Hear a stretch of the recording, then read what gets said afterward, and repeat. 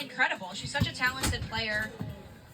You can see here, she even has a defender on her. She's still pushing through the defender to get to that left side of the goal, where Valley is nowhere to be seen over there. Obviously, you get 2 goals. You're down 2, but you get 2 in 50 seconds. That's a spark for any team, and obviously for Pitt, I think a bit of a slow start here offensively, but to see 2 go in very quickly, and obviously a lot of it starts in the draw circle, but boy, that has to be a good feeling for that group of Panthers right there. Definitely. You saw this with their first game against St. Bonaventure, and just having that slow start, but being able, as the game got on, they got their footing together, shake off those nerves in the beginning. It's great to see. Well, I knew this would be a battle in the circle. Hello, beautiful people, and welcome to Pittsburgh Panthers versus Arizona State Sun Devils Women's College Lacrosse game. She'll quickly come off. Just after a few moments ago, like right before the break, one of our players was down and got injured and crying in tears in pain. This is very can be. Well, I know it's a fun sport. 5 goals for her on the year, including 1 today. A little contact there. I want to let all you know it's cold out there. Hope everyone's going to be staying warm. That's all. Which they're going to call every time. We are under 5 minutes to go in the second quarter before halftime.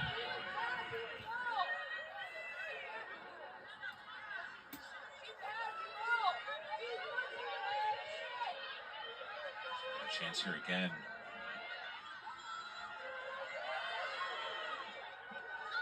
I wouldn't have dead. Hold up. Another whistle blows. Early movement.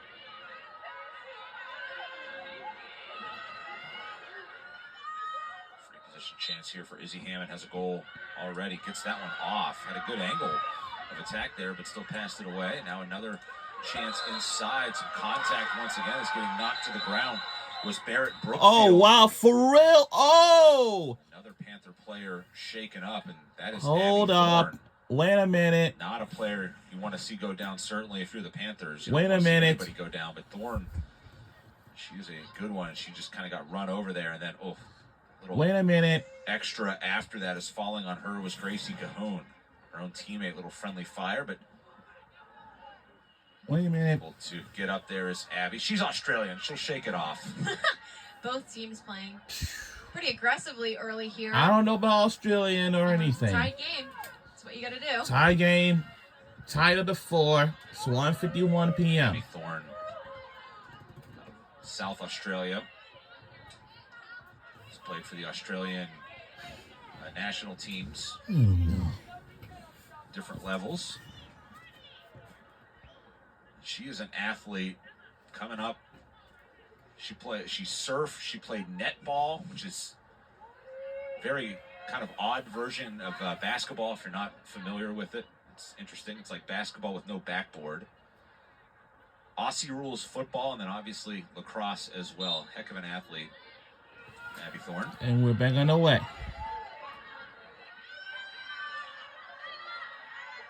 Well, we do have some women's lacrosse games going on. It's only an interesting sport to see. Where Arizona State wants to go with the ball. They are playing such tight defense.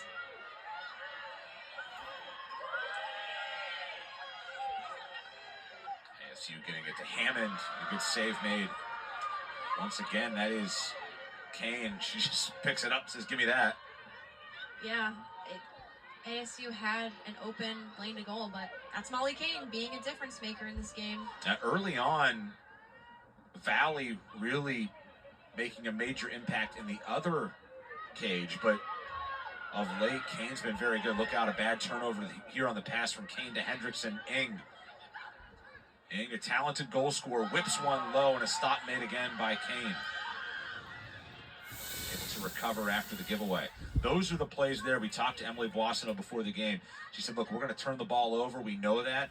It's the ones that we know that we can avoid, and I think that's what she's talking about right there. Those type of plays that they feel like are avoidable for this Panthers team. It's just tightening up on those fundamentals. Clearing the ball is lacrosse fundamental and just making sure you have that connection between your offensive player to make that transition. She said, it's kind of a combination, right? I asked her, how do you stop turning the ball over from, it's not like, hey, we hit the weights harder, so we stop turning the ball over. You can't really, you can't exactly easily measure how you get better at something, but they have been able to, and the Panthers and then we score a goal, and we do. Back to take the lead. Avery Moon that time knifing in to get the goal, her second of the year. A good play there. Now Pitt able to survive that turnover at the one end, come right back down the field and get a quick goal from Moon. Yeah, it's that young talent on this team that they're going to continue to develop. You see, she's getting man-on-man defense here, but once you get that one-on-one opportunity and you're able to turn your stick to the outside to avoid the defender and have that open lane to goal, makes it so much easier. And because she's such a talented player, being able to change the side that the ball is on with her stick is huge in those moments. So Pitt with the last 3 goals after trailing 4-2. One of those younger players, like Lily mentioned, Avery Moon, just a sophomore. Go up and down this Pitt team. Yeah, there's some veteran leadership with this group, but some of their younger players have made a major impact. Megan Sheridan on that back end, just a sophomore. They're without Caitlin John Donato here in this game. She has an injury closing in on a return for them, but she scored 15 goals for the Panthers last year, and they're definitely going to welcome her presence back when she's healthy. Yeah, when you have younger players like this on a team where there's not many transfers, it's huge. They're just going to continue to grow this young program, and they're going to be veterans in the next 2 years leading the next group of younger girls with such talent to be able to continue to grow this program. It's just a great culture Boissonnault has developed for these athletes. It certainly is. See a breakdown of this Pitt roster. Panthers at 1-0 of the year, and see freshmen, sophomores, 15 of them. Yeah, there's some older players as well. We'll lose a dozen seniors. Ball whipped inside, and a turning shot by Butcher, Maryland native. Second opportunity here. And some contact inside and a blow to the head. That is Natalie Voorhees, one of Pitt's top defenders. She's one of those seniors. Pitt's defense is playing well, but since they're playing pretty aggressively, they're going to continue to get these calls, but we had just taken the lead by 1. It's a tight ball game. Even though they're a woman down, they're still doing pretty well. You see the shot there? That is Emily Boissonnault, the hands-on instruction right on the bench, saying, hey, look, this is how you need to play that. Installing those fundamentals into her players' heads. It's not something you can really do in, say, basketball. You can't, the coach isn't going to grab a ball and say, okay, this is what you need to do. Can't really do that, but with lacrosse, the stick's right there. And she says, hey, look, play it this way, not this way. And that's a senior. I mean, still teaching, still trying to get this team better. Even the older players, Emily Boissonnault is. Yeah, I mean, when you're playing defense against a team that's really evenly matched, it's hard to remember those fundamentals. You don't want to be the defender that's allowing the ball to get in. So sometimes you would rather take that shooting space call than having Arizona State have a clear lane to goal.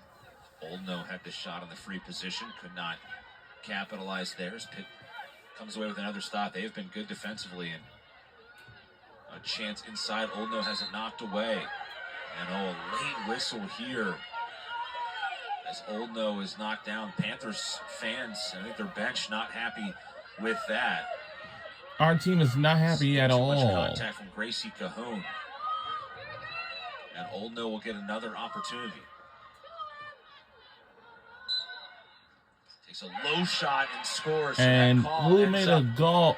Arizona State. Yup, they did. The Sun Devils, as the game is tied at 5 with under a minute to play in the first half.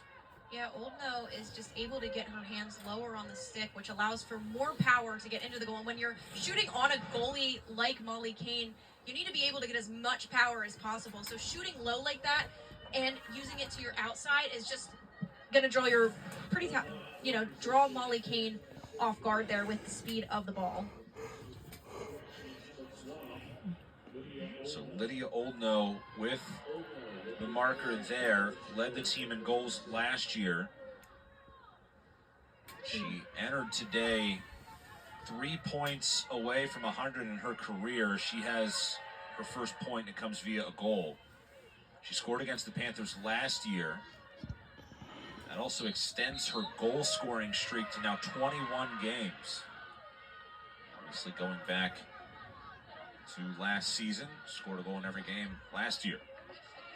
Having an attacker be so consistent and clutch in those critical moments can change the outlook of a game. Here's a big chance for Pitt here late. Half a minute to go. You just had your lead taken away. Can they find a way to maybe get a late one? Get some momentum. Here's Coughlin with it. And she is run into. The clock stops with 21 seconds. Emily Coughlin.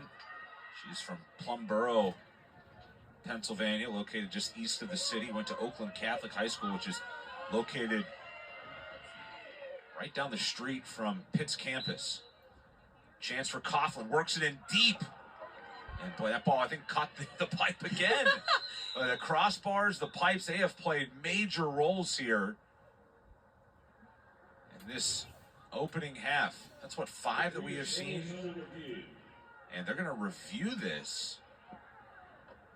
Emily Boissonneau saying she thought it went in. Boy, on first look, it looked like it maybe just caught the bar, but Pitt wants this looked at. Yeah, Coughlin got really close to the goal there. She was now this play is on a review. Close, so I wouldn't be surprised if it didn't make it in. She was really low in that left corner.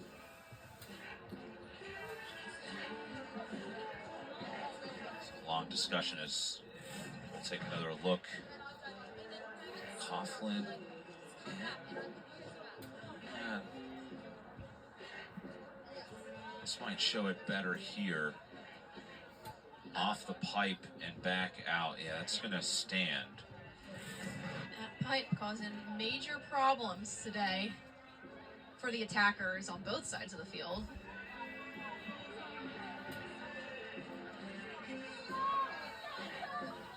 Saw Pitt score off a deflection off the bar. The goal by Hendrickson earlier this quarter.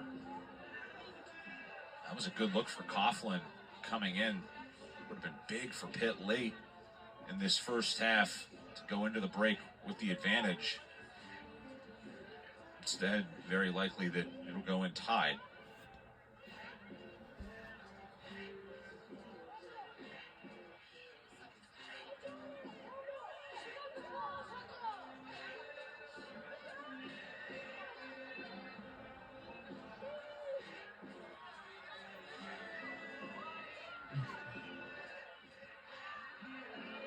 So it'll be Arizona State's possession here. Just under 15 seconds remaining. They're going to try to go fast here and maybe squeak one out late. They got 10 seconds to do it. Time for sure. Now down to 6. Ball worked in deep, fed to the middle. Ing with a chance, and she scores with a second they left. did score in time. Whoa! 14 seconds to get that ball down the field, and they do. Wow. And they score. What a way to go into the wow. I've never seen anything like that before. Wow. I think fast breaks wow. Let's see that again. Score goals in this game because their defense just can't get to the right spot quick enough. there. And you'll see here, she barely catches the ball and is just able to move to her left side to put so much wow, power. what a finish. And they just beat it at the buzzer, and they do. That. The momentum swing there. One chance. Wow. Doesn't go, and the other right before the half. Arizona State able to take the lead as they are up on Pitt as we hit halftime. 6-5. All right, now it's halftime right now. So, and we'll be right back. We'll see you on in the second half, in the third quarter, very soon.